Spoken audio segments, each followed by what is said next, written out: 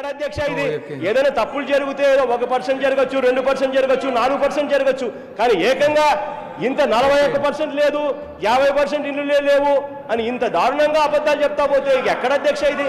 గౌరవ ప్రతిపక్ష నాయకులు మాటికి అబద్ధం అంటున్నారు అధ్యక్ష. అబద్ధం ఇది అన్పార్లమెంటరీ. సత్యదూరం అనేటువంటి మాట మాట్లాడండి. ఓకే సార్ అధ్యక్ష. రెండోది వచ్చేటప్పటికి గుమ్మడికాయల దొంగ ఎవరంటే భుజాలు తడుకున్నట్టుంది అధ్యక్ష. ఎందుకు కంగారు పడుతున్నారో అర్థం కావడం లేదు. ఈ హౌసింగ్ గురించి వచ్చేటప్పుడు కంగారు పడుతున్నారు ప్రతిపక్ష నాయకులు. ఎందుచేతంటే అధ్యక్ష ఎవరు చెప్పలేదు అధ్యక్ష. ఈ హౌస్లో శాసనసభలో జాయింట్ స్టేట్ ఉన్నప్పుడు, మన ఆంధ్రప్రదేశ్ ఉన్నప్పుడు ఈ హౌసింగ్లో అవకతవకలు జరిగాయనేది ఎవరు చెప్పారు అధ్యక్ష?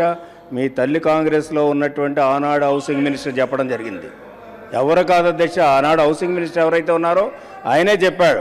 ఆయన చెప్పడమే కాకుండా అవకతవకలు జరిగాయని చెప్పడమే కాకుండా ఆ రోజు ఉన్నటువంటి చాలామందిని ఆఫీసర్లు సస్పెండ్ చేసామని కూడా చెప్పాడు. ఆయన మీద మాత్రం ఎంక్వైరీ జరుగుతుంది.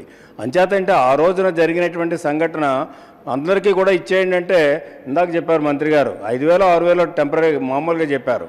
ఎన్ని లక్షలు ఇళ్ళు లేకుండా శాంక్షన్లు ఇచ్చారో ఎవరికి తెలియదు అధ్యక్ష.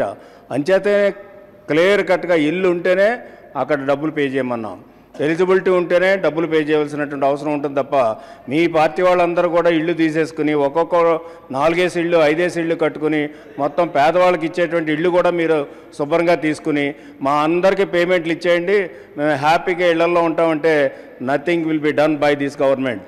ఎవరికి కూడా పేమెంట్ ఇచ్చే ఎలిజిబిలిటీ ఉంటేనే పేదవాళ్ళు అయితేనే పేమెంట్ ఇస్తాం, లేకపోతే ఎంక్వైరీలో తేలితేనే పేమెంట్ ఇస్తాం, లేకపోతే పేమెంట్ ఇచ్చే క్వశ్చనే లేదు అధ్యక్ష.